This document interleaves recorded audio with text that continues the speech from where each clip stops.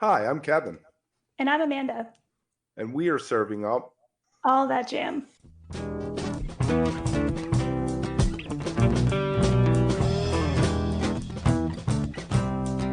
All That Jam, Quick Hit. Ben Bloom Improvisation and Songwriting.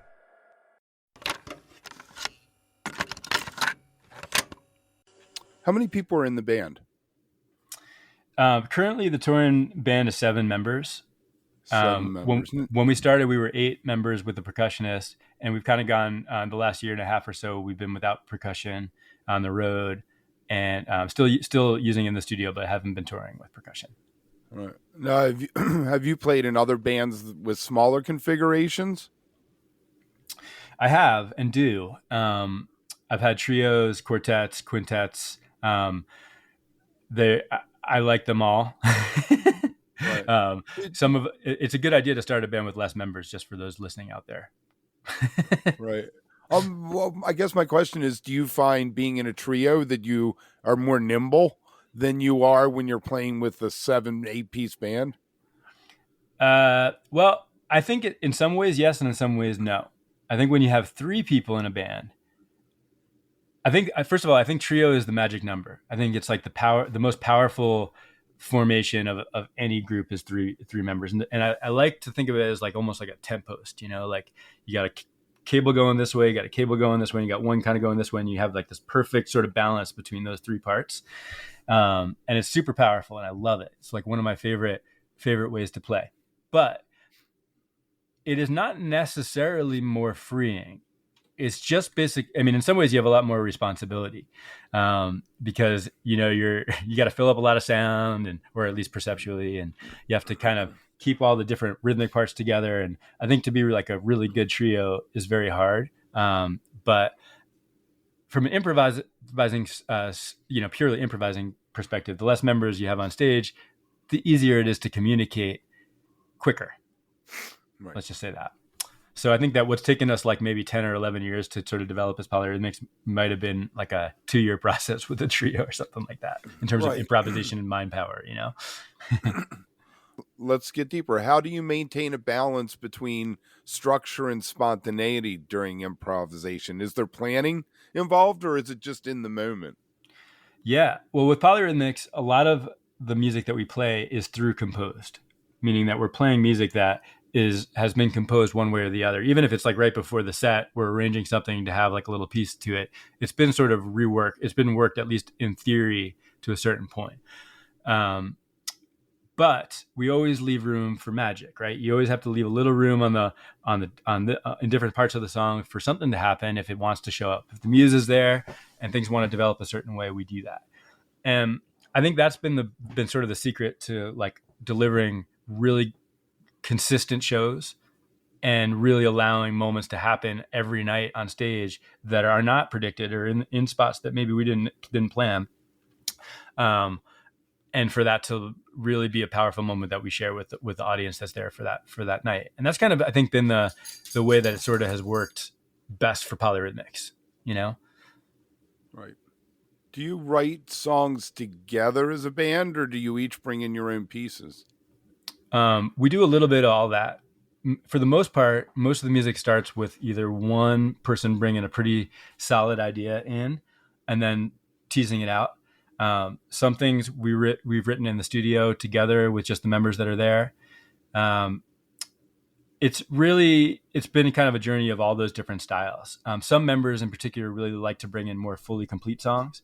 I, for one, when I started Polyrhythmics, I wanted to use it as an exercise in not bringing anything complete in, or I might have an idea of something that's really good, but I don't want to have any attachment to where it ends. I don't want to like dictate the end, how this goes. I just want to put it out there and see what happens amongst the creative people that I'm with, because I was really looking for learning from all these creative people, and I still feel that way today. Other members have different approaches, but we throw it all into the pot, and at sort of the end of it all, we have what's called the filter system, which is all of us basically tearing things apart, putting our, making everybody try ideas to nauseam if we have this like inspiration to do it, and really kind of changing the, having that last stamp on the music. So it's never exactly like the writer intended. It's always like a little bit of a left turn or a deviation from maybe what was intended from the beginning.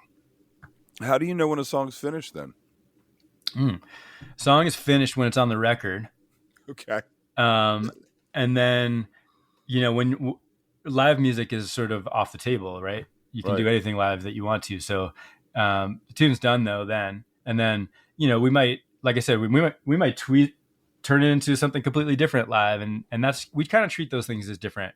Live music is really for all of us to experience that therapy session together, if you will. And the recorded music is like the documentation of the art that we're trying to leave for the world. I always call it the artifact. I call records the artifact. And I feel like there's been a renaissance to jam bands and jam band and bass and bands putting out albums that are solid. And I think a lot of it goes back to quarantine. All of a sudden you couldn't be on the road.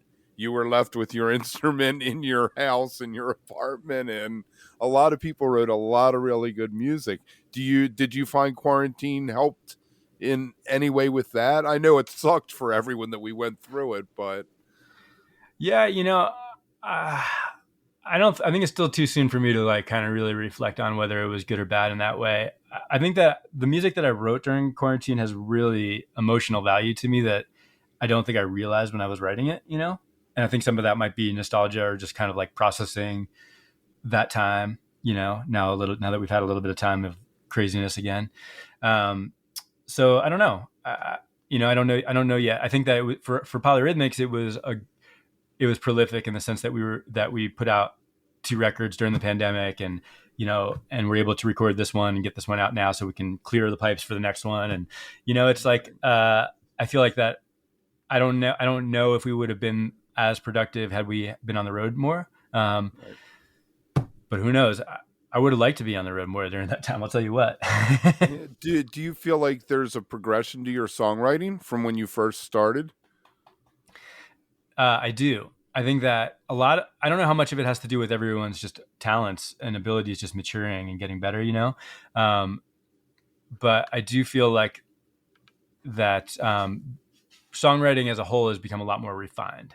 I think everyone every project I've ever been involved with, I think that I've tried to put less and less of all the eggs in the same basket, like trying to get all your things out in one idea and trying to refine it to like as pure a vision as possible. I think we all have a long way to go in realizing that vision, but I do feel like that it's getting more refined, and I think that's mostly just due to us working at this thing for so long.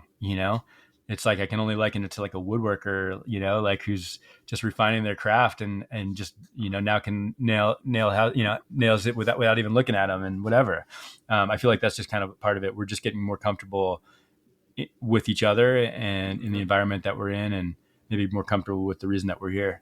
It takes forever to be an overnight success. That's right. If you are enjoying All That Jam, please like and subscribe to our social media channels at All That Jam Pod on Twitter, Instagram, and Facebook, or visit our website, allthatjampod.com. Make sure to sign up for our email list and tune in every week for new episodes. Also, look for full interviews on our YouTube channel. And remember, stay beautiful, but don't stay underground too long.